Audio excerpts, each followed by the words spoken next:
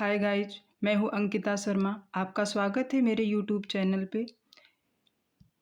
आज मैं उत्तर प्रदेश सिविल जज एग्ज़ाम के लिए 9 माइनर एक्ट का एमसीक्यू करेंगे। पहला एक्ट है माता पिता व वरिष्ठ नागरिकों का भरण पोषण तथा कल्याण अधिनियम 2007, the maintenance and welfare of parents and senior citizens act 2007।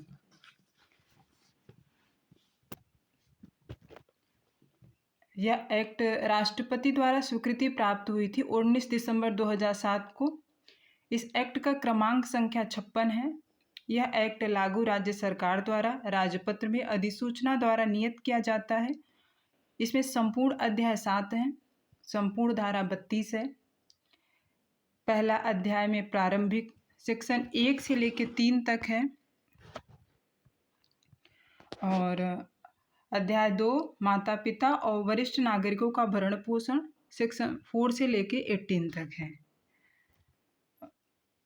अध्याय 3 वृद्धाश्रमों की स्थापना सेक्शन 19।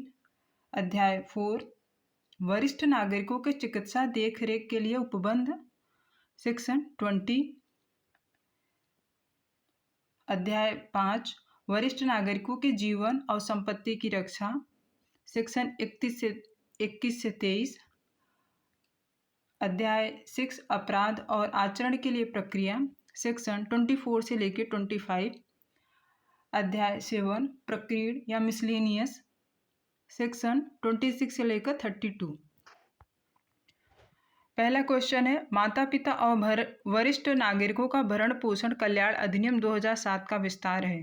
ऑप्शन ए संपूर्ण भारत पर, ऑप्शन बी जम्मू कश्मीर राज्य के सिवाय संपूर्ण भारत पर, ऑप्शन सी उन राज्यों पर जिन्होंने अधिसूचना द्वारा इस अधिनियम को अपने राज्य में लागू किया है, डी केंद्र शासित राज्यों के सिवाय संपूर्ण भारत पर। 1 का आंसर ऑप्शन ए सही है, संपूर्ण भारत पर।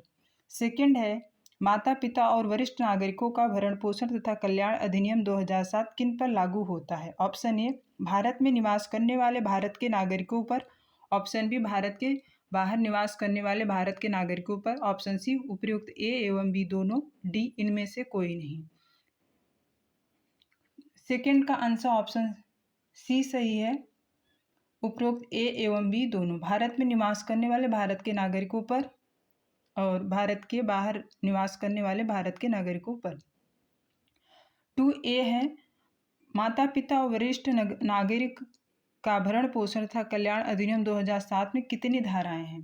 2A का आंसर ऑप्शन ए सही है, पूरी धारा इसमें 32 है। 3 माता पिता और वरिष्ठ नागरिकों का भरण पोषण तथा कल्याण अधिनियम 2007 एमपी राज्य में किस दिनांक से लागू हुआ। 3 का आंसर ऑप्शन बी सही है, दिनांक 23 अगस्त 2008। 4 इस अधिनियम को राष्ट्रपति की स्वीकृति कब प्राप्त हुई थी। 4 का आंसर ऑप्शन ए सही है, दिनांक 29 दिसंबर 2007। 5 यह अधिनियम भारतीय गणराज्य के किस वर्ष संसद द्वारा अधिनियमित हुआ। 5 का आंसर ऑप्शन सी सही है, 58वें वर्ष। 6 माता पिता और वरिष्ठ नागरिकों का भरण पोषण तथा कल्याण अधिनियम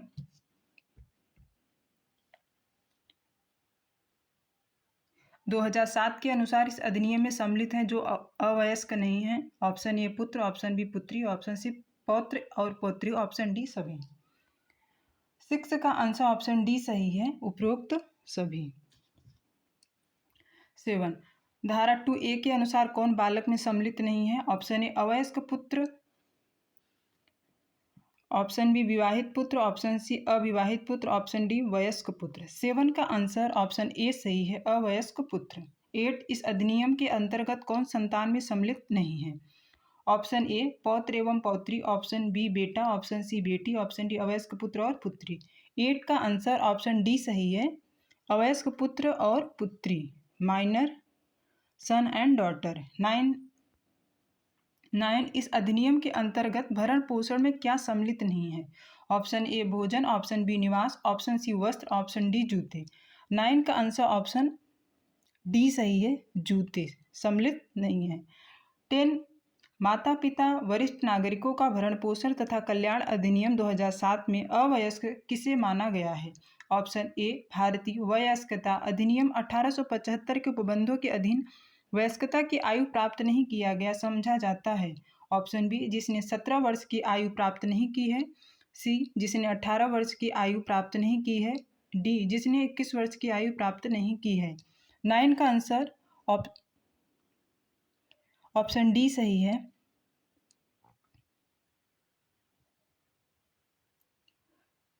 नाइन का आंसर ऑप्शन ए सही है। जो भारतीय वयस्कता अधिनियम 1875 उपबंधों के अधीन वयस्कता आयु प्राप्त नहीं किया गया समझा जाता है।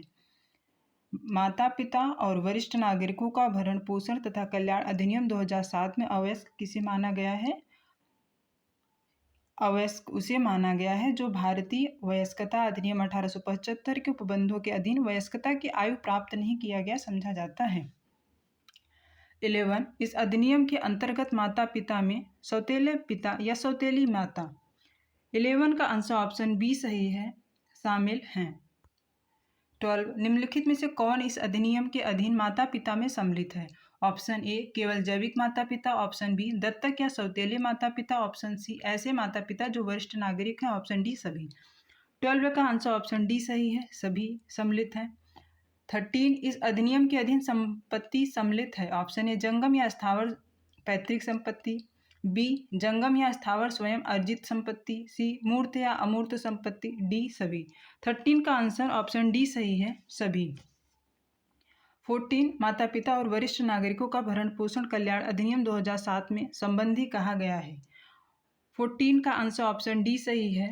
निसंतान वरिष्ठ नागरिकों का कोई वयस्क विधिक वारिस जिसके कब्जे में उसकी संपत्ति या उसकी मृत्यु के पश्चात विरासत में प्राप्त करेगा। 15 माता पिता और वरिष्ठ नागरिकों का भरण पोषण तथा कल्याण अधिनियम 2007 में वरिष्ठ नागरिक किस आयु के व्यक्ति को कहा गया है? 15 का आंसर ऑप्शन बी सही है, 60 वर्ष या अधिक। 60 माता पिता और वरिष्ठ नागरिकों का भरण पोषण तथा कल्याण अधिनियम 2007 में किसी संघ राज्य क्षेत्र के संबंध में राज्य सरकार से अभिप्रेत है। 16 का आंसर ऑप्शन सी सही है, संविधान के अनुच्छेद 239 के अधीन नियुक्त प्रशासक। 17 निम्नलिखित में से कौन सा भरण पोषण का आवेदन मंजूर नहीं किया जा सकता? ऑप्शन ए ऐसे माता पिता का आवेदन जो उनके स्वामित्वाधीन संपत्ति में से स्वयं का भरण पोषण करने में असमर्थ हैं। बी ऐसे दादा दादी का आवेदन जो स्वयं के अर्जन से स्वयं का भरण पोषण करने में असमर्थ हैं। सी ऐसे वरिष्ठ नागरिक का अपने नातेदार के विरुद्ध आवेदन जिनका पुत्र विदेश में कार्यरत है। डी उपरोक्त सभी आवेदन मंजूर किए जाने योग्य हैं।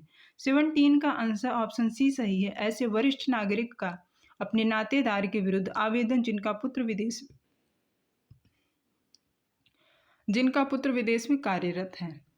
18 माता पिता और वरिष्ठ नागरिकों का भरण पोषण तथा कल्याण अधिनियम 2007 की धारा 4 के अधीन भरण पोषण के लिए कोई आवेदन।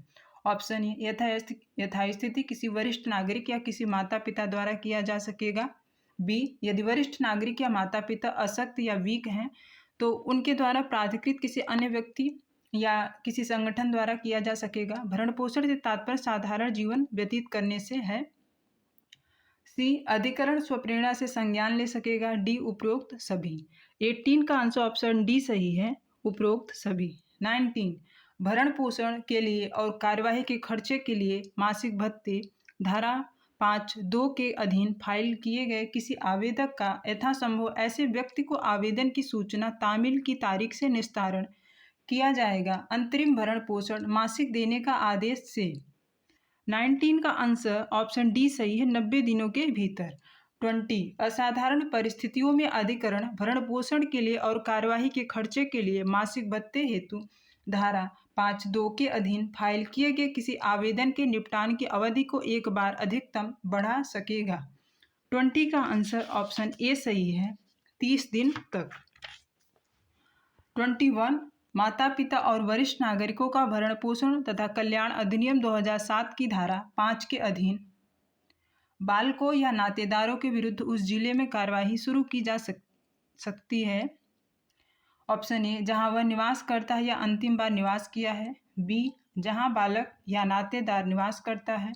सी संतान या संबंधी निवास करता है, डी उपरोक्त सभी।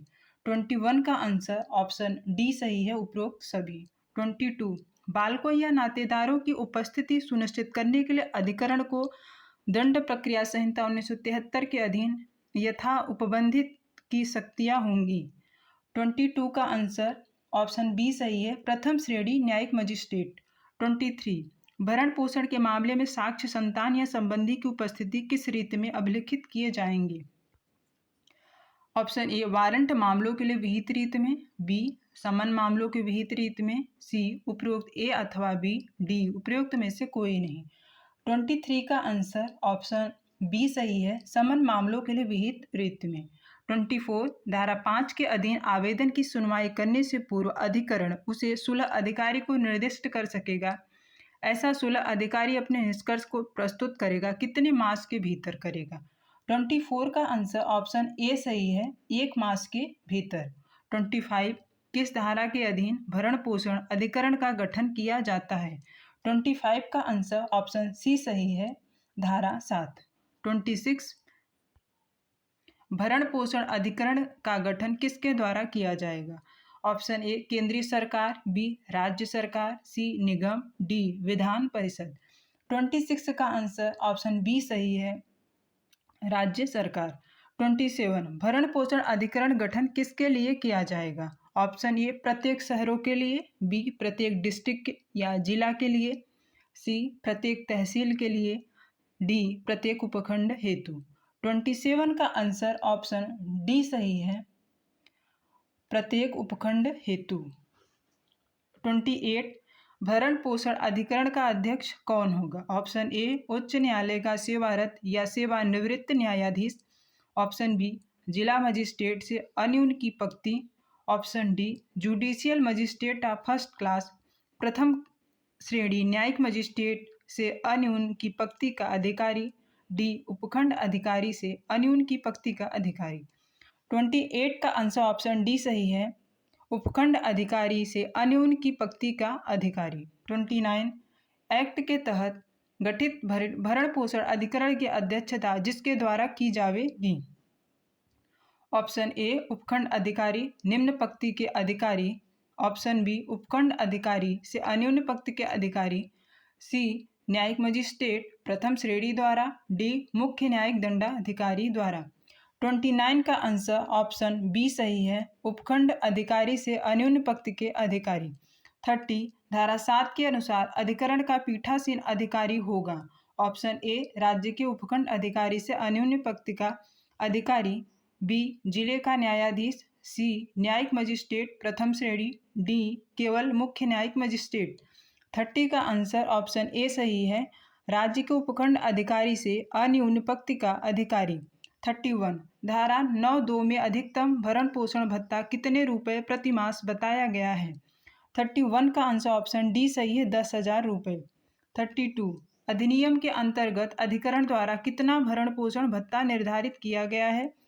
32 का आंसर ऑप्शन ए सही है, 10,000 रुपये। 33 धारा 9(2) के अनुसार अधिकतम कितनी राशि भरण पोषण भत्ते के रूप में दिलाई जा सकती है? 33 का आंसर ऑप्शन बी सही है, 10,000 रुपये प्रति माह।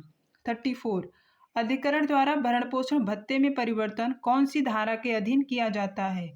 34 का आंसर ऑप्शन बी सही है, धारा 10 के अनुसार। 35 भरण पोषण में विकल्प भरण पोषण की रकम अधिकरण द्वारा सुनाए जाने की तारीख से कितने दिनों के भीतर जमा की जाएगी? 35 का आंसर ऑप्शन सी सही है, 30 दिन के भीतर। 36 अधिनियम के अधीन कोई आदेश किए जाने के कितने दिनों के भीतर आदेशित रकम का संदाय करना आवश्यक है? 36 का आंसर ऑप्शन सी सही है, 30 दिन के भीतर। 37 धारा 14 में दावा अनुज्ञात किए जाने पर किस दर से साधारण ब्याज के अधिनिर्णित किए जाने का प्रावधान है?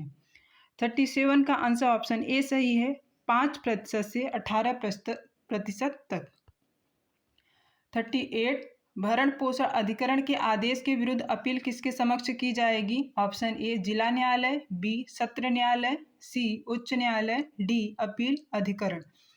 38 का आंसर ऑप्शन डी सही है, अपील अधिकरण। 39 अपील अधिकरण की स्थापना किसके द्वारा की जाएगी? ऑप्शन ए उच्च न्यायालय, बी उच्चतम न्यायालय, सी राज्य सरकार, डी अपील अधिकरण। 39 का आंसर ऑप्शन सी सही है, राज्य सरकार। 40 अपील अधिकरण का गठन किया जाएगा। ऑप्शन ए प्रत्येक उपखंड के लिए, बी प्रत्येक जिले के लिए, सी प्रत्येक तहसील के लिए, डी प्रत्येक राज्य के लिए। 40 का आंसर ऑप्शन बी सही है, प्रत्येक जिले के लिए।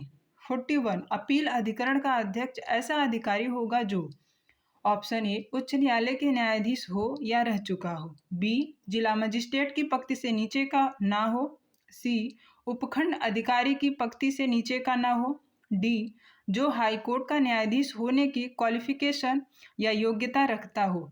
41 का आंसर ऑप्शन बी सही है, जिला मजिस्ट्रेट की पंक्ति से नीचे का न हो। 42 भरण पोषण अधिकरण के किसी आदेश द्वारा व्यथित कोई वरिष्ठ नागरिक या कोई माता पिता आदेश की तारीख से कितने दिनों के भीतर अपील अधिकरण को अपील कर सकेगा?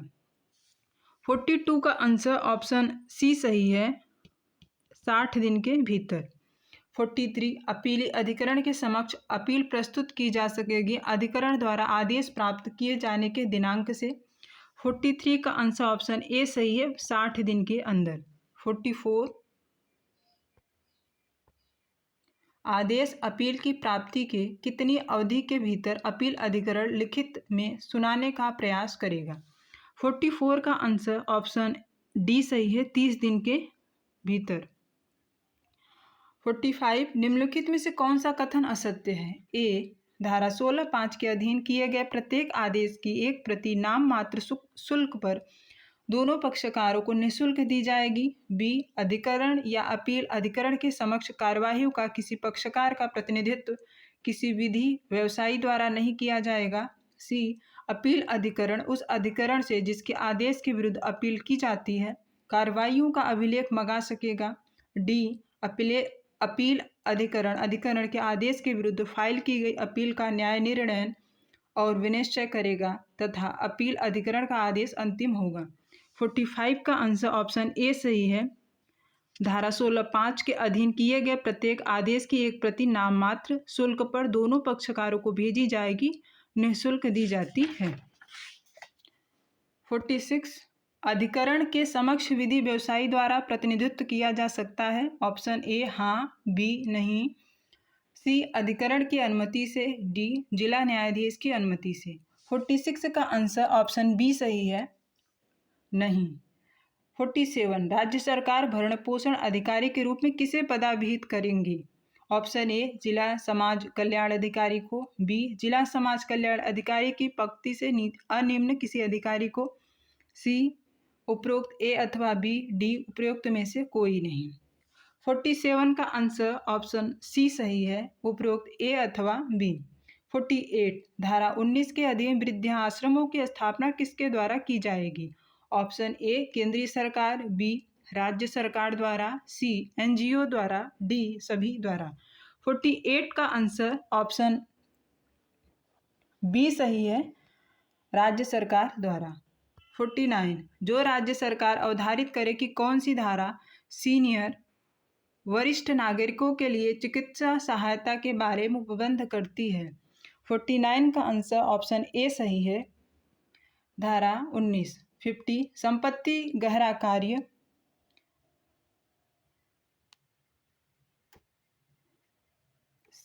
गहरा कार्य या धारा 21 के अनुसार राज्य सरकार क्या सुनिश्चित करने के लिए उपाय करेगी?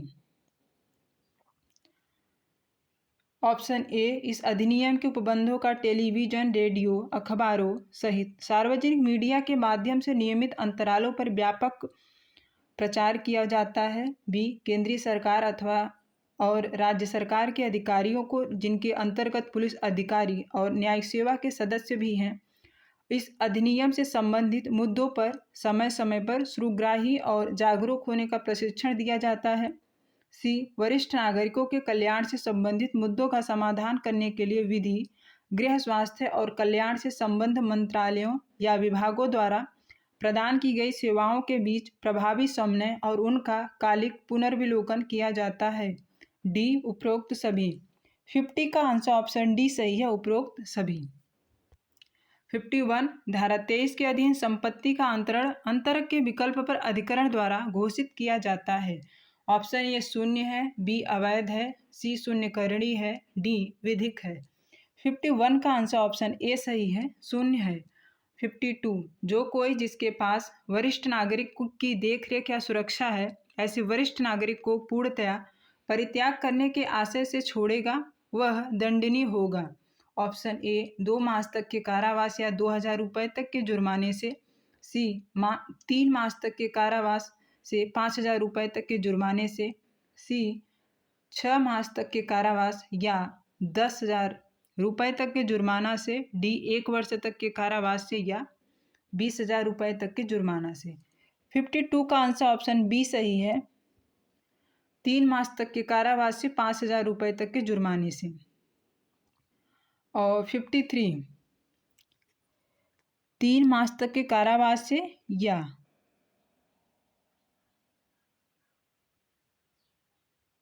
5,000 रुपये तक के जुर्माना से। यहाँ पे क्या है, या तो 3 मास तक का कारावास होगा या 5,000 रुपये तक के जुर्माने से होगा। 53 माता पिता और इस अधिनियम के अधीन प्रत्येक अपराध। 53 का आंसर ऑप्शन सी सही है, असंज्ञेय और जमानती होगा, नॉन कॉग्निजेबल और बेलेबल ऑफेंस होगा। 54 इस अधिनियम के अधीन किसी अपराध का किसी मजिस्ट्रेट द्वारा, ऑप्शन ए सत्र विचारण किया जाएगा, बी संक्षिप्त विचारण किया जाएगा, सी उपरोक्त ए अथवा बी, डी उपरोक्त में से कोई नहीं। 54 का आंसर ऑप्शन बी सही है, संक्षिप्त विचारण किया जाएगा, समरी ट्रायल होगा। 55 निम्नलिखित में से कौन सा कथन सत्य है। ऑप्शन ए इस अधिनियम के अधीन कृत्यों का प्रयोग करने के लिए नियुक्त किए गए प्रत्येक अधिकारी या कर्मचारी वृंद भारतीय दंड संहिता की धारा 21 के अंतर्गत लोक सेवक समझा जाएगा। बी अधिनियम की धारा 27 द्वारा सिविल न्यायालय अधिकारिता का वर्जन किया गया है। सी अधिनियम की धारा 28 द्वारा सद्भावपूर्वक की गई कार्रवाई का संरक्षण प्रदान किया गया है। डी उपरोक्त सभी। 55 का आंसर ऑप्शन डी सही है, उपरोक्त सभी। 56 इस अधिनियम के उपबंधों का निष्पादन करने के बारे में किसी राज्य सरकार को निर्देश कौन दे सकता है। 56 का आंसर ऑप्शन ए सही है, केंद्रीय सरकार। 57 इस अधिनियम के प्रावधानों को प्रभावित करने में आई कठिनाइयों को दूर करने के लिए आदेश कौन दे सकेगा। 57 का आंसर ऑप्शन सी सही है, राज्य सरकार। 58 इस अधिनियम के प्रावधानों के क्रियान्वयन के प्रगति के लिए पुनर्विलोकन तथा अनुवीक्षण मॉनिटरिंग कौन करेगा। 58 का आंसर ऑप्शन ए सही है, केंद्रीय सरकार। 59 इस अधिनियम के प्रयोजनों को कार्यान्वित करने के लिए रूल या नियम कौन बना सकेगा। 59 का आंसर ऑप्शन बी सही है, राज्य सरकार।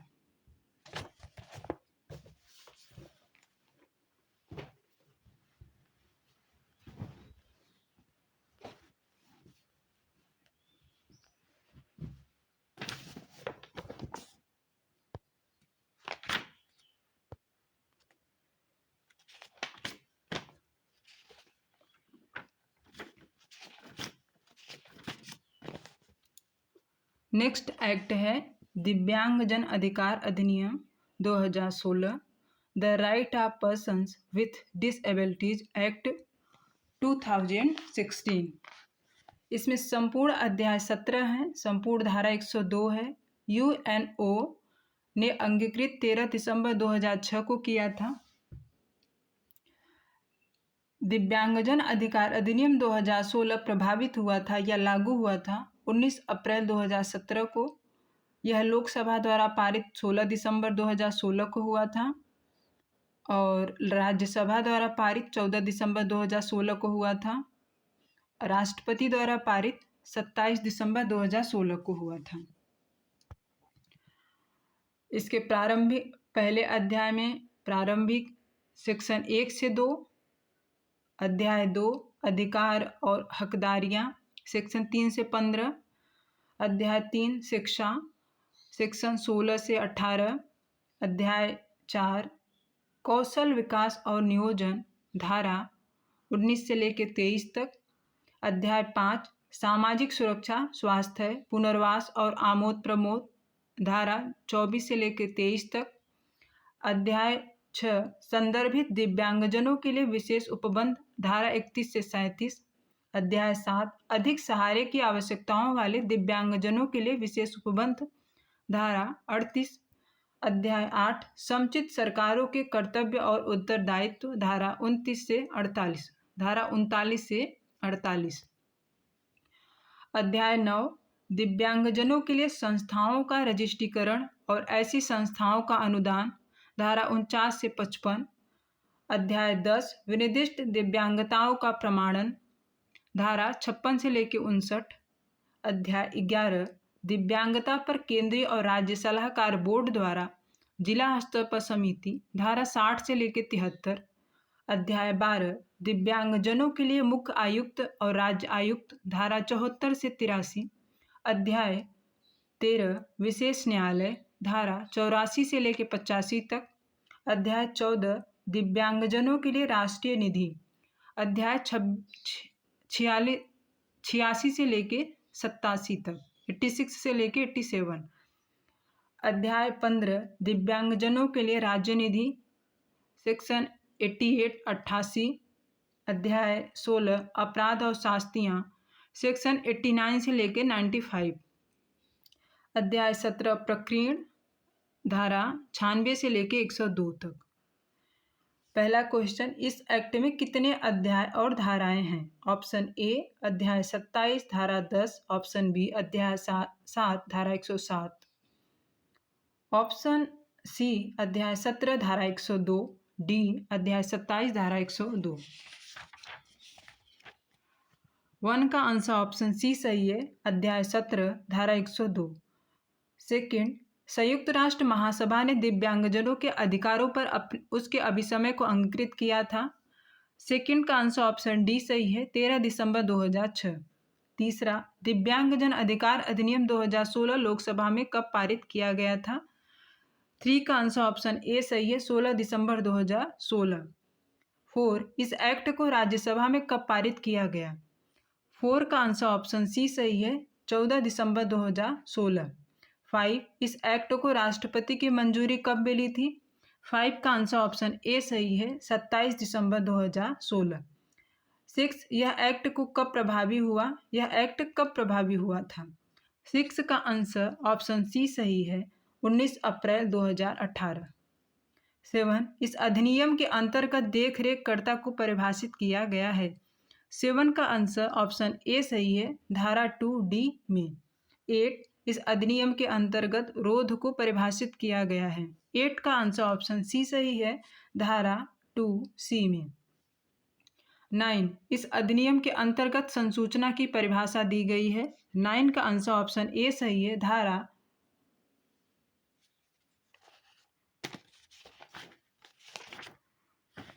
9 का आंसर ऑप्शन ए सही है, धारा 2F में। संसूचना की परिभाषा सेक्शन 2F या सेक्शन 2C में दिया गया है, जो कि इसमें प्रिंट नहीं हो पाया है। 10, इस अधिनियम के अंतर्गत विभेद को परिभाषित किया गया है। 10 का आंसर ऑप्शन बी सही है, धारा 2H में। और 11, इस अधिनियम के अंतर्गत सम्मिलित शिक्षा को परिभाषित किया गया है। 11 का आंसर ऑप्शन बी सही है, सेक्शन 2M में। 12, इस अधिनियम के अंतर्गत संस्था को परिभाषित किया गया है। 12 का आंसर ऑप्शन डी सही है, सेक्शन 2O में। सेक्शन 2O में या सेक्शन 2 में संस्था को परिभाषित किया है। सेक्शन 13, इस अधिनियम के अंतर्गत दिव्यांग शब्द को परिभाषित किया गया है। 13 का आंसर ऑप्शन बी सही है, धारा 2S में। 14, इस अधिनियम के अंतर्गत प्राइवेट स्थापन को परिभाषित किया गया है।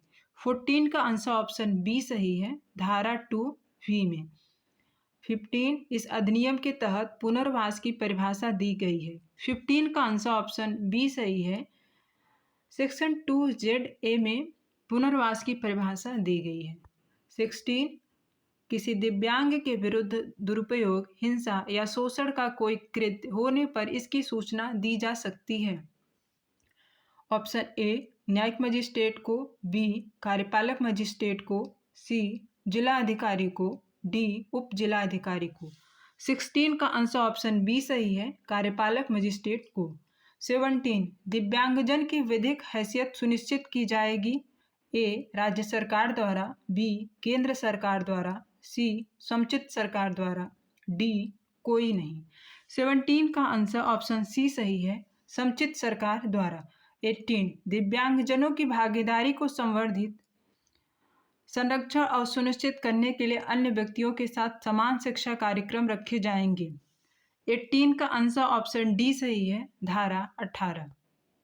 19 इस अधिनियम के अंतर्गत शिकायत पर प्रतितोष अधिकारी की नियुक्ति का प्रावधान है। 19 का आंसर ऑप्शन सी सही है, धारा 23।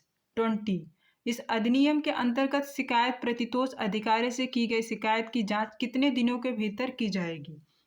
20 का आंसर ऑप्शन ए सही है, 2 सप्ताह के भीतर। 21 इस अधिनियम के अंतर्गत यदि व्यथित व्यक्ति का उसकी शिकायत पर की गई कार्रवाई से समाधान नहीं होता है तो उसके पास क्या विकल्प हैं।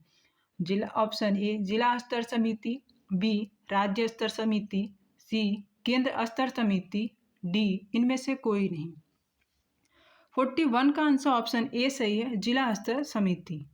42 दिव्यांग कर्मचारी के लिए बीमा स्कीम कौन जारी करेगा।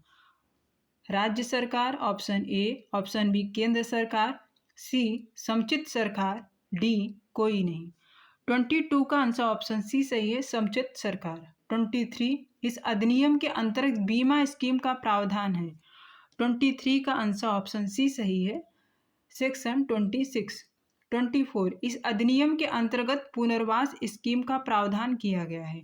24 का आंसर ऑप्शन ए सही है, धारा 27।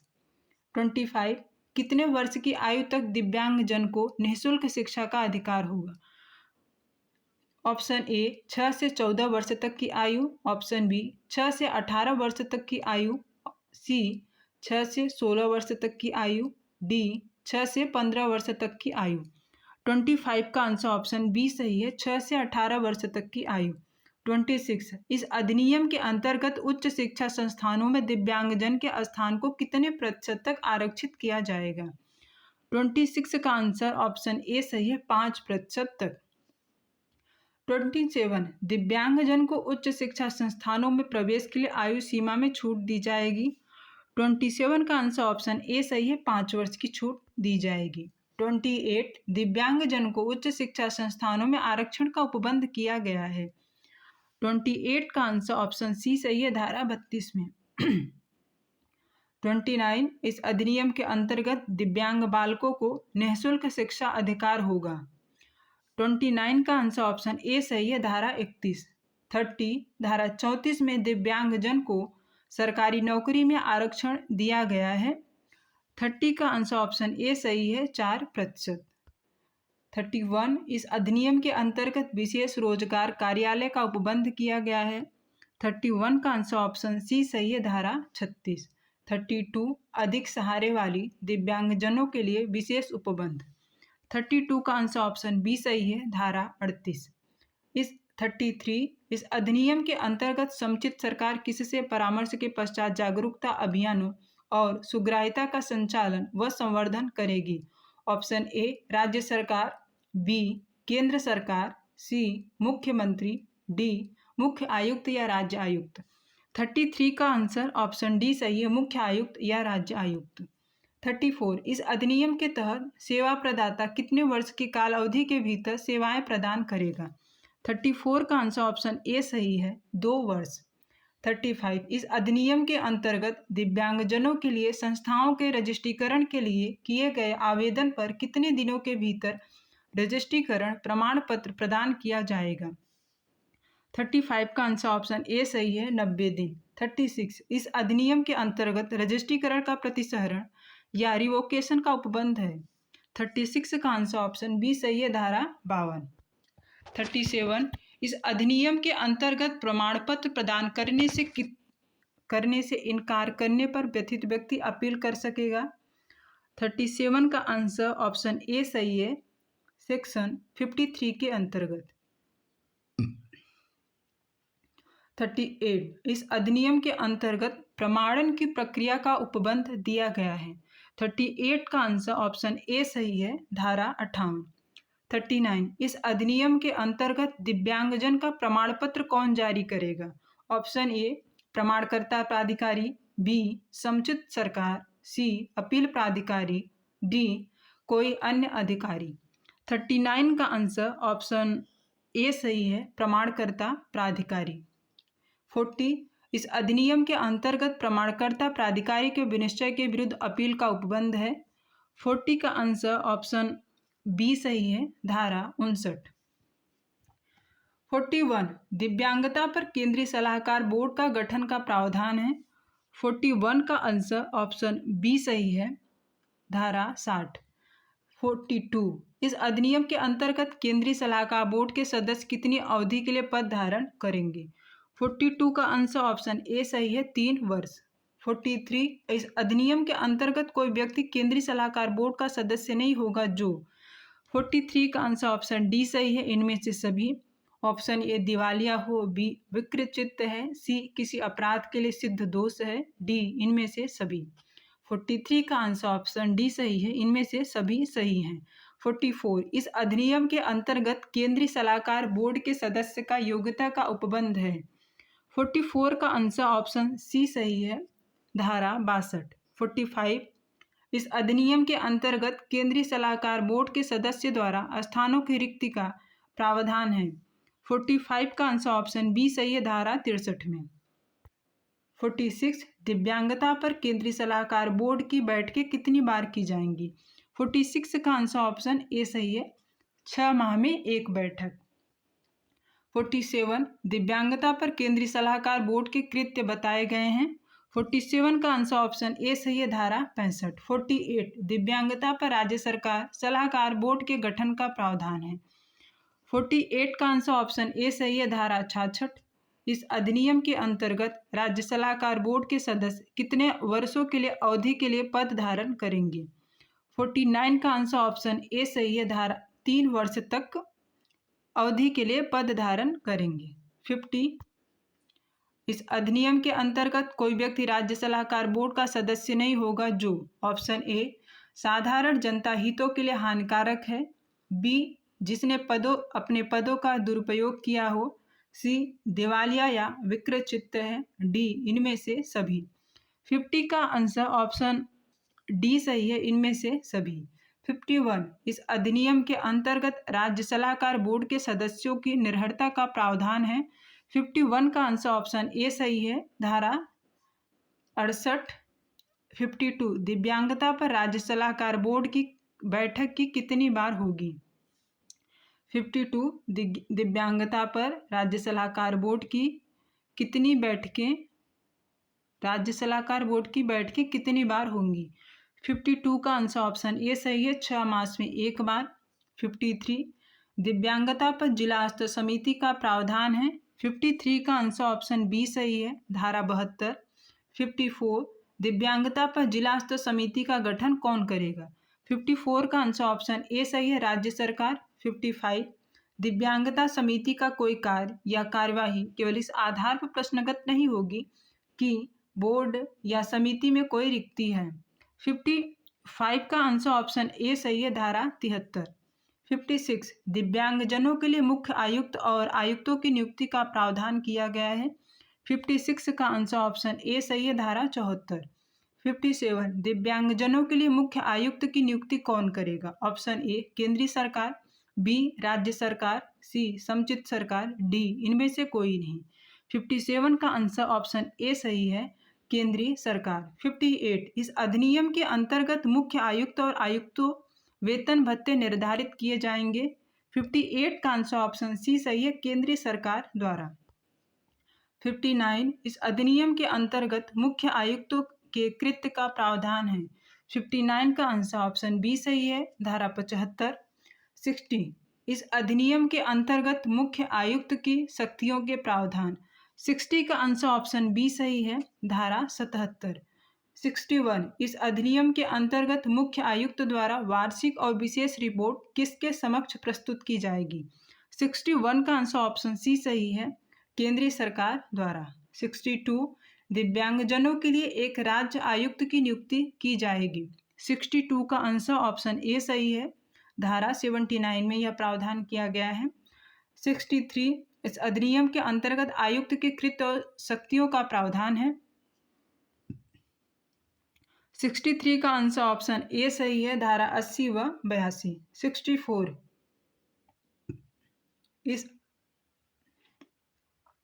इस अधिनियम के अंतर्गत राज्य आयुक्त द्वारा विशेष व वार्षिक रिपोर्ट किसके समक्ष प्रस्तुत की जाएगी। 64 का आंसर ऑप्शन डी सही है। राज्य सरकार को प्रस्तुत की जाएगी। 65 इस अधिनियम के अंतर्गत विशेष न्यायालय का गठन कौन करेगा। ऑप्शन ए केंद्र सरकार, ऑप्शन बी राज्य सरकार मुख्यमंत्री की सहमति से, ऑप्शन डी राज्य सरकार राज्यपाल की सहमति से। 65 का आंसर ऑप्शन सी सही है। राज्य सरकार उच्च न्यायालय के मुख्य न्यायमूर्ति की सहमति से। 66 विशेष न्यायालय का गठन का प्रावधान है। 66 का आंसर ऑप्शन बी सही है। धारा 84। 67 स्पेशल पब्लिक प्रोसिक्यूशन या अभियोजन की नियुक्ति कौन करेगा। 67 का आंसर ऑप्शन डी सही है। राज्य सरकार। 68 इस अधिनियम के अंतर्गत विशेष लोक अभियोजक का प्रावधान है। 68 का आंसर ऑप्शन ए सही है। धारा 85। 69 इस अधिनियम के अंतर्गत ऐसे अधिवक्ता को विशेष लोक अभियोजक नियुक्त किया जाएगा जो वर्षों से अधिवक्ता के रूप में कार्य कर रहा हो। 69 का आंसर ऑप्शन बी सही है। 7 वर्षों से। 70 क्वेश्चन नंबर दिव्यांगजनों के लिए राष्ट्रीय निधि के गठन का प्रावधान किया गया है। 70 का आंसर ऑप्शन डी सही है। धारा 86 में। 71 दिव्यांगजनों के लिए राज्य निधि का गठन किया गया है। 71 का आंसर ऑप्शन ए सही है। धारा 88 में। 72 दिव्यांगजन के अंतर्गत कंपनी से अभिप्रेत है। ऑप्शन ए कोई निगमित निकाय, बी कोई संगम, सी फर्म या व्यष्टि या इंडिविजुअल, डी उपरोक्त में से सभी। 72 का आंसर ऑप्शन डी सही है।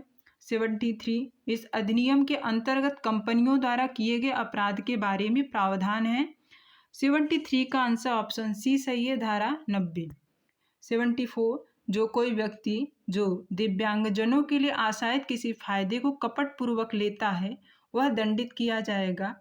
ऑप्शन ए 2 वर्षों के कारावास से, बी केवल जुर्माने से जो 10,000 रुपये तक का हो सकेगा, सी कठोर कारावास से, डी 2 वर्ष के कारावास से या जुर्माने से जो 1 लाख रुपए तक हो सकेगा या दोनों से। 74 का आंसर ऑप्शन डी सही है। 2 वर्ष के कारावास से जो 1 लाख रुपए तक का हो सकेगा या दोनों से। 75 दिव्यांगजन पर किए गए अत्याचारों के लिए दंड का प्रावधान है। 75 का आंसर ऑप्शन बी सही है। धारा 92। 76 कोई व्यक्ति जो दिव्यांगजन के साथ अत्याचार करेगा वह दंडित किया जाएगा। 76 का आंसर ऑप्शन सी सही है। 6 माह से अधिक जो 5 वर्ष तक का हो सकेगा और जुर्माना से भी दंडित किया जाएगा। 77 इस अधिनियम के अंतर्गत कोई पुस्तिका, लेखा या अन्य दस्तावेज जानकारी प्रस्तुत करने में असफल रहता है वह दंडित किया जाएगा। 77 का आंसर ऑप्शन डी सही है। जुर्माने से जो 25,000 रुपये तक का हो सकेगा। 78 इस अधिनियम के अंतर्गत जानकारी प्रस्तुत करने में असफल रहने के लिए दंड का प्रावधान किया गया है। 78 का आंसर ऑप्शन सी सही है। धारा 93 में किया गया है। 79 इस अधिनियम के अंतर्गत अनुकल्पी दंड का प्रावधान किया गया है। 79 का आंसर ऑप्शन सी सही है। धारा 95 में अनुकल्पी दंड का प्रावधान किया गया है। 80 इस अधिनियम के अंतर्गत सद्भावपूर्वक की गई कार्रवाई के लिए संरक्षण का प्रावधान किया गया है। 80 का आंसर ऑप्शन बी सही है। धारा 97। 81 अनुसूची का संशोधन करने की शक्ति का प्रावधान दिया गया है। 81 का आंसर ऑप्शन सी सही है। धारा 98 में।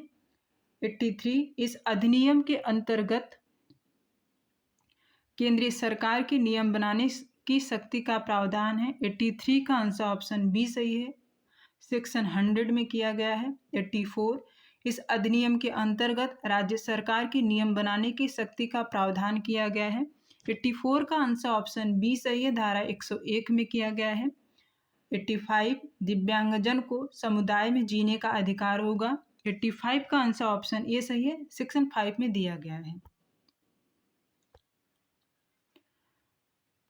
नेक्स्ट एक्ट है गर्भ का चिकित्सा समापन अधिनियम 1971, the medical termination of pregnancy act 1971। Enforcement लागू यह एक्ट हुआ था 1 अप्रैल 1972 को। इसमें कुल धारा 8 हैं। यह गजट 10 अगस्त 1971 को आया था। फर्स्ट क्वेश्चन है गर्भ चिकित्सा समापन अधिनियम 1971 कब बना था? तो पहले का आंसर ऑप्शन ए सही है, 1971 में बना था। सेकंड, चिकित्सीय समापन अधिनियम 1971 का गजट राज्यपत्र में प्रकाशन कब हुआ? सेकंड का आंसर ऑप्शन डी सही है, 10 अगस्त 1971 को। 3, चिकित्सीय समापन अधिनियम 1971 लागू कब हुआ? 3 का आंसर ऑप्शन सी सही है, 1 अप्रैल 1972 को। 4, इस अधिनियम की प्रकृति कैसी है? ऑप्शन ए सांवैधानिक, ऑप्शन बी कानूनी, सी विधिक, डी इनमें से कोई नहीं। 4 का आंसर ऑप्शन ए सही है, सांविधिक है। 5, इस अधिनियम में कितने अध्याय व भाग हैं? ए 5 अध्याय 10 भाग, बी 2 अध्याय 5 भाग, सी 15 अध्याय 3 भाग, डी इनमें से कोई नहीं। 5 का आंसर ऑप्शन डी सही है, इनमें से कोई नहीं। 6, इस अधिनियम के अंदर कितनी धाराएं हैं? 6 का आंसर ऑप्शन बी सही है, इसमें कुल 8 धाराएं हैं। 7, इस अधिनियम में अब तक कुल कितनी बार संशोधन हुए हैं? 7 का आंसर ऑप्शन ए सही है, 3 बार हुए हैं। 8 है इस अधिनियम का विस्तार होगा। ऑप्शन ए संपूर्ण विश्व पर, बी जम्मू कश्मीर राज्य के सिवाय संपूर्ण भारत पर, सी संपूर्ण भारत पर, डी ए और बी दोनों पर। 8 का आंसर ऑप्शन बी सही है, जम्मू कश्मीर राज्य के सिवाय संपूर्ण भारत पर। 9, इस अधिनियम के अंतर्गत 1971 के अंतर्गत संरक्षक शब्द से अभिप्रेत है। ऑप्शन ए अवयस्क का प्रभारी व्यक्ति, बी वयस्क का प्रभारी व्यक्ति, सी मानसिक रूप से स्वस्थ व्यक्ति, डी अवयस्क या मानसिक रूप से बीमार व्यक्ति के शरीर की देखरेख का प्रभारी व्यक्ति।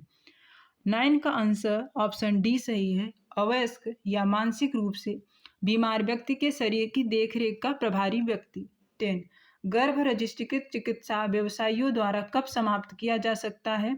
ऑप्शन ए जहां गर्भ 12 सप्ताह से अधिक का न हो, बी जहां गर्भ 12 सप्ताह से अधिक का हो किंतु 20 सप्ताह से अधिक का न हो, सी जब गर्भवती स्त्री का जीवन जोखिम में हो, डी इनमें से सभी।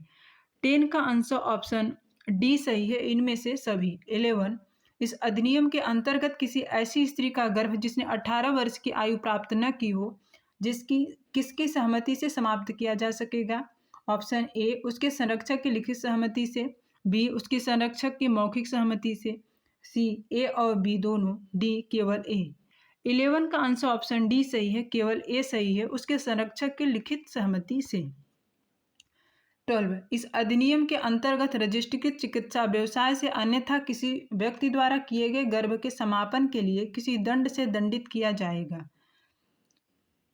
इस अधिनियम के अंतर्गत रजिस्ट्रीकृत चिकित्सा व्यवसाय से अन्यथा किसी व्यक्ति द्वारा किए गए गर्भ के समापन के लिए किस दंड से दंडित किया जाएगा? ऑप्शन ए कठोर कारावास, बी साधारण कारावास, सी 2 वर्ष के कारावास से, डी कठोर कारावास से जिसकी अवधि 2 वर्ष से कम नहीं होगी किंतु जो 7 वर्ष तक की हो सकेगी, दंडनीय होगा।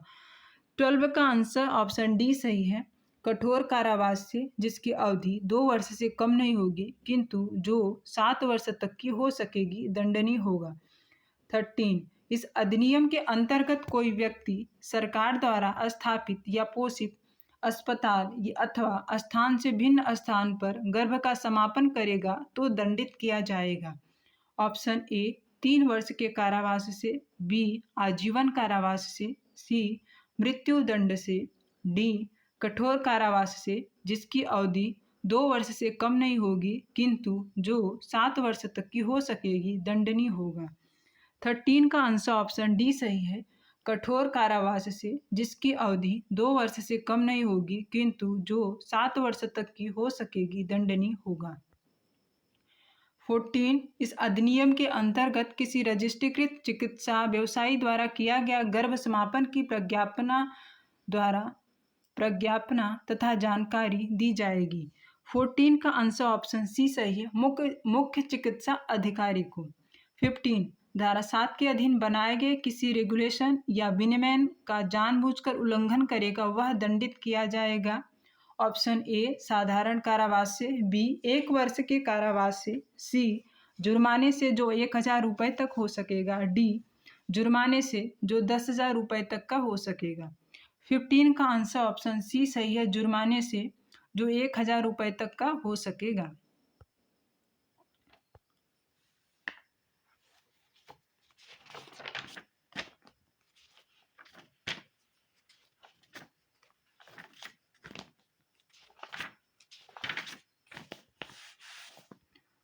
नेक्स्ट एक्ट है गर्भधारण पूर्व व प्रसव पूर्व निदान तकनीक लिंग चयन प्रतिषेध अधिनियम 1994।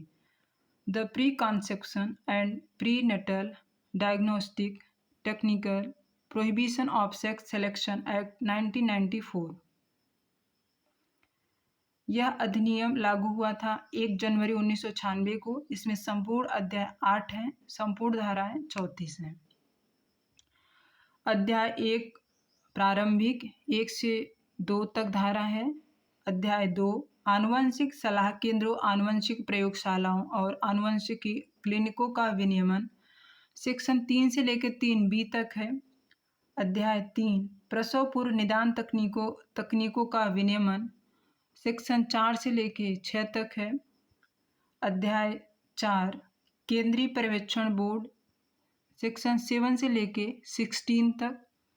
अध्याय 5 समुचित प्राधिकारी और सलाहकार समिति सेक्शन 17 से लेकर 17A तक।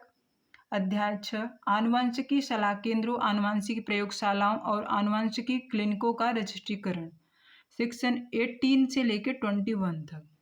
अध्याय 7 अपराध और शास्तियाँ सेक्शन 22 से लेकर 28 तक। अध्याय 8 प्रकरण सेक्शन 29 से लेकर 34 तक।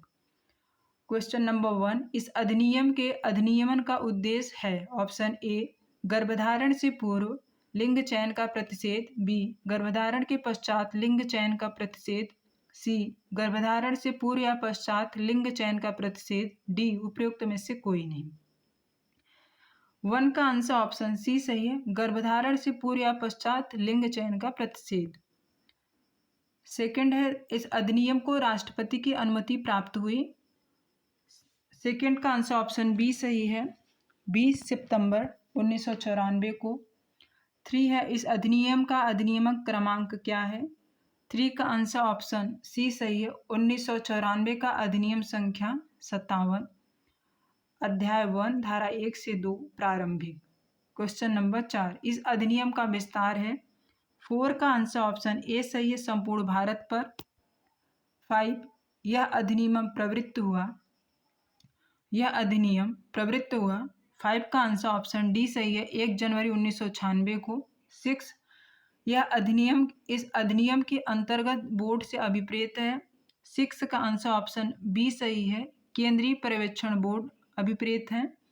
7 इस अधिनियम के अंतर्गत गर्भाधान से जन्म होने तक विकास के किसी भी प्रक्रम पर गर्भधारण का कोई उत्पाद जिसमें अतिरिक्त भ्रूण, झिल्ली तथा भ्रूण या गर्भ सम्मिलित हैं से अभिप्रेत है। 7 का आंसर ऑप्शन ए सही है, गर्भ उत्पाद।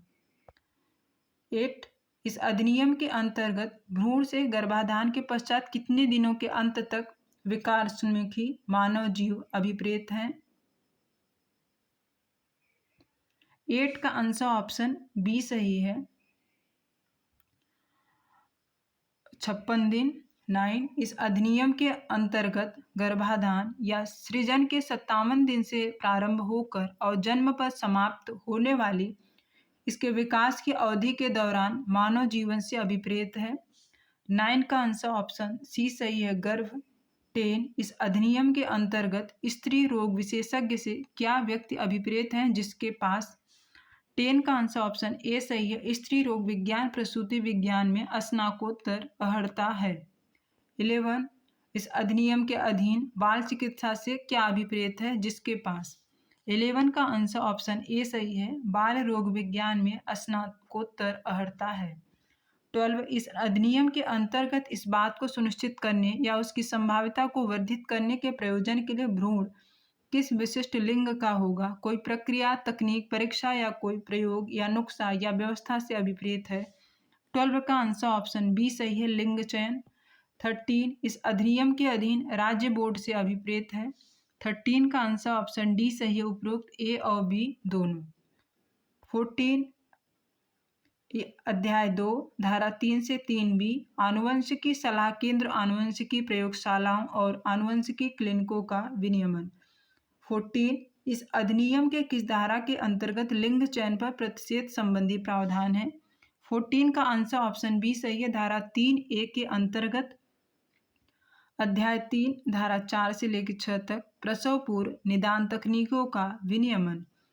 क्वेश्चन नंबर 15 प्रसव पूर्व निदान तकनीक का उपयोग निम्न में अनियमितताओं को ज्ञात करने के सिवाय नहीं किया जाएगा। 15 का आंसर ऑप्शन डी सही है, उपरोक्त सभी। ऑप्शन ए गुणसूत्री अनियमितता और आनुवंशिकी उपापचयी रोग। बी हीमोग्लोबिन विकृतियों और लिंग संलग्न आनुवंशिकी रोग।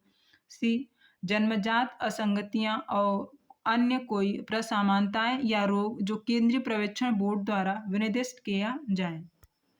16 निम्नलिखित किस कंडीशन फुलफिल निम्नलिखित किस शर्त के पूरे हो जाने पर किसी भी प्रसव निदान तकनीक का उपयोग या परिचालन ऐसा करने के सक्षम व्यक्ति द्वारा किया जाएगा। ऑप्शन ए गर्भवती स्त्री की आयु 35 वर्ष से अधिक है अथवा गर्भवती स्त्री कि 2 या 2 से अधिक स्वतः गर्भपात हुए हैं या भ्रूण हानि हुई है।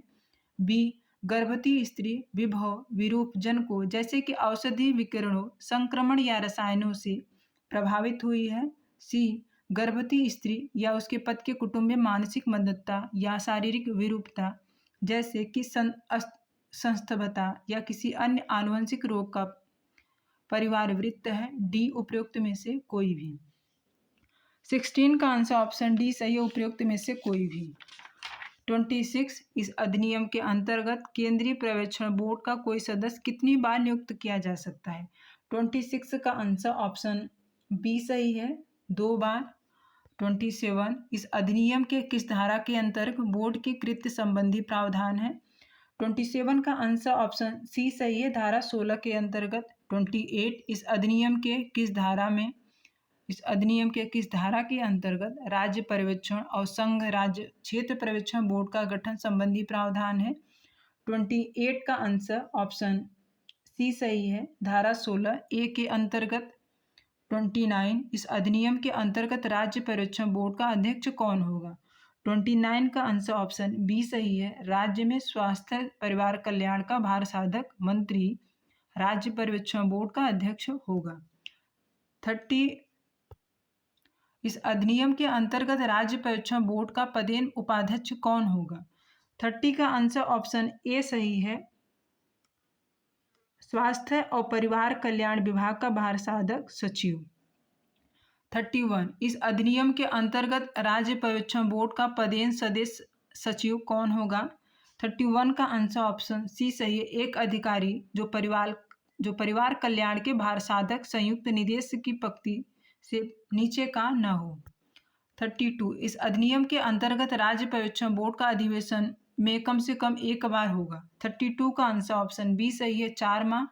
33 इस अधिनियम के अंतर्गत राज्य पर्यवेक्षण बोर्ड की पदेन सदस्य के अतिरिक्त अन्य सदस्यों की पदावधि होगी। 33 का ऑप्शन बी सही है, 3 वर्ष। अध्याय 5 धारा 17 से 17A तक समुचित प्राधिकारी और सलाहकार। क्वेश्चन नंबर 34 इस अधिनियम के किस धारा के अंतर्गत समुचित प्राधिकारी और सलाहकार समिति संबंधी प्रावधान है। 34 का आंसर ऑप्शन ए सही है, धारा 17 के अंतर्गत। 35 इस अधिनियम के अंतर्गत संघ राज्य क्षेत्र के लिए समुचित प्राधिकारी की नियुक्ति किसके द्वारा की जाएगी। 35 का आंसर ऑप्शन ए सही है, केंद्रीय सरकार द्वारा। 36 इस अधिनियम के किस धारा के अंतर्गत समुचित प्राधिकारी को सलाह और सहायता देने के लिए एक सलाहकार समिति का गठन संबंधी प्रावधान है? 36 का आंसर ऑप्शन ए सही है, धारा 17(5) के अंतर्गत। 37 किस धारा के अंतर्गत समुचित प्राधिकारियों की शक्ति संबंधी प्रावधान है?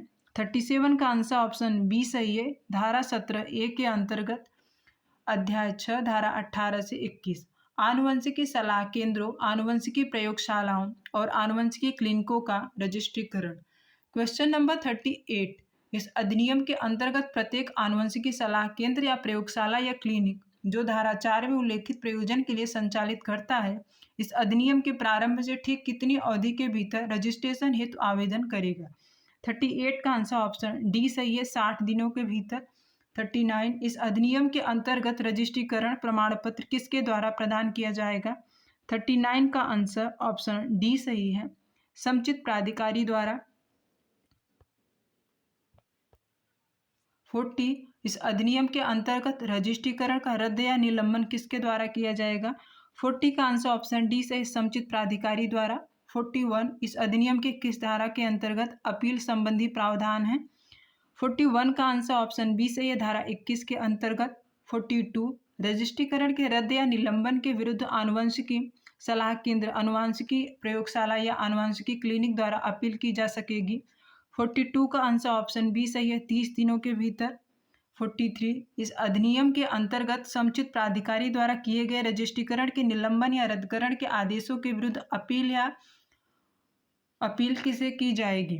43 का आंसर ऑप्शन डी सही, उपरोक्त बी एवं सी को। बी ऑप्शन है केंद्रीय समुचित प्राधिकारी के आदेश के विरुद्ध केंद्रीय सरकार को। ऑप्शन सी है राज्य समुचित प्राधिकारी के आदेश के विरुद्ध राज्य सरकार को।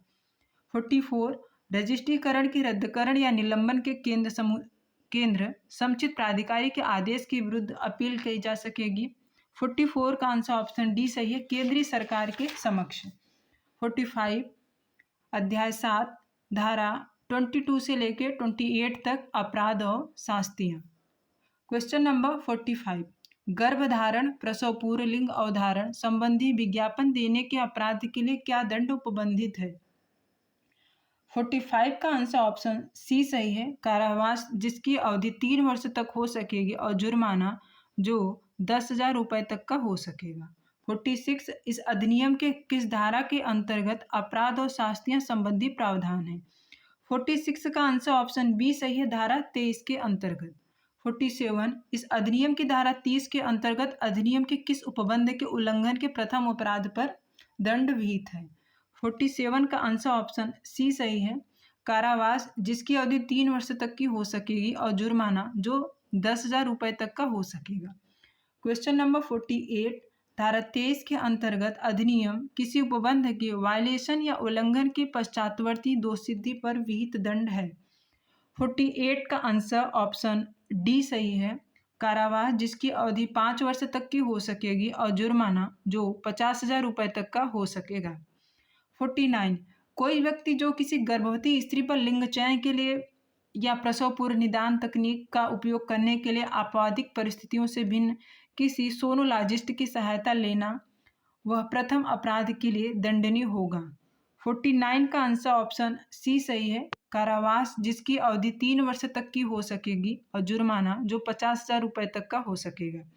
50 किसी व्यक्ति जो किसी गर्भवती स्त्री पर लिंग चयन के लिए या प्रसव पूर्व निदान तकनीक का उपयोग करने के लिए आपराधिक परिस्थितियों से भिन्न किसी सोनोलॉजिस्ट की सहायता लेगा, वह पश्चातवर्ती अपराध के लिए दंडनीय होगा। 50 का आंसर ऑप्शन डी सही है, कारावास जिसकी अवधि 1 वर्ष तक की हो सकेगी। 50 का आंसर ऑप्शन डी सही है, कारावास जिसकी अवधि 5 वर्ष तक की हो सकेगी और जुर्माना जो 1 लाख रुपए तक का हो सकेगा।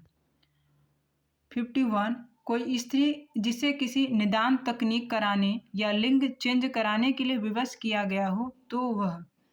51 का आंसर ऑप्शन बी सही है, अधिनियम की धारा 23 के अधीन दंड के लिए दायी नहीं है। 52 किस धारा के अंतर्गत प्रसव पूर्व निदान तकनीकों के संचालन की दशा में उपधारणा संबंधी प्रावधान है? 52 का आंसर ऑप्शन सी सही है, धारा 24 के अंतर्गत।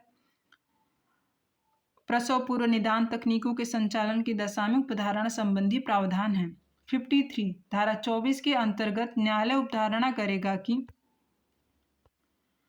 ऑप्शन ए, गर्भवती स्त्री तथा स्थिति उसके पति या किसी अन्य नातेदार द्वारा प्रसव पूर्व निदान तकनीक का उपयोग कराने के लिए विवश की गई थी। बी, गर्भवती स्त्री यथास्थिति उसके पति या किसी अन्य नातेदार द्वारा प्रसव पूर्व निदान तकनीक का उपयोग कराने के लिए विवश नहीं की गई थी। सी, ऐसा अपराध स्वयं स्त्री द्वारा किया गया है। डी, उपरोक्त सभी। 53 का आंसर ऑप्शन ए सही है। गर्भवती स्त्री यथास्थिति उसके पति या किसी अन्य नातेदार द्वारा प्रसव पूर्व निदान तकनीक का उपयोग कराने के लिए विवश की गई थी। 54 किस धारा के अंतर्गत जिन अपराधों के लिए शास्ति उपबंधित नहीं है के लिए दंड संबंधी प्रावधान है।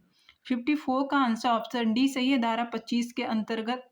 55 इस अधिनियम के अंतर्गत जिन अपराधों के लिए अधिनियम में शास्ति का उपबंध नहीं है वहां उसके लिए दंड की अवधि होगी।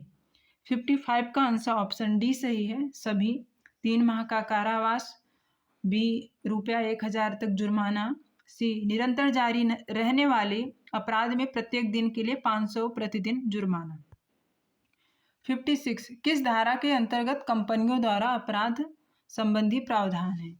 56 का आंसर ऑप्शन ए सही है, धारा 26 के अंतर्गत। 57 इस अधिनियम के अंतर्गत प्रत्येक अपराध होगा। 57 के अंतर ऑप्शन डी सही है, संज्ञेय, अजमानती और असमनी। 58 इस अधिनियम के किस धारा के अंतर्गत अपराधों का संज्ञान संबंधी प्रावधान है। 58 का आंसर ऑप्शन सी सही है, धारा 28 के अंतर्गत अपराधों का संज्ञान संबंधी प्रावधान है। 59 इस अधिनियम के अंतर्गत अपराध विचारणीय होंगे। 59 का आंसर ऑप्शन ए सही है, महानगर मजिस्ट्रेट द्वारा या प्रथम वर्ग मजिस्ट्रेट द्वारा। अध्याय 8 धारा 29 से लेकर 34 प्रक्रिया।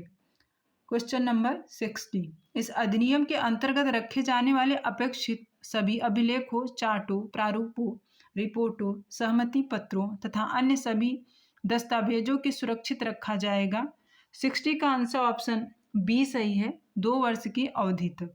61 इस अधिनियम की धारा 30 के अंतर्गत तलाशी लेने वक्त अभिलेखों आदि का अभिग्रहण करने की शक्ति दी गई है। 61 क्वेश्चन है, धारा 30 के अंतर्गत तलाशी लेने और अभिलेखों आदि के अभिग्रहण करने की शक्ति दी गई है। 61 का आंसर ऑप्शन सी सही है, समुचित प्राधिकारी को दी गई है। 62 इस अधिनियम के अंतर्गत नियम बनाने के लिए कौन सशक्त है। 62 का आंसर ऑप्शन ए सही है, केंद्रीय सरकार सशक्त है। 63 इस अधिनियम के अंतर्गत विनियम बनाने के लिए कौन सशक्त है। 63 का आंसर ऑप्शन डी सही है, केंद्रीय पर्यवेक्षण बोर्ड, केंद्रीय सरकार की पूर्व मंजूरी से। Thank you.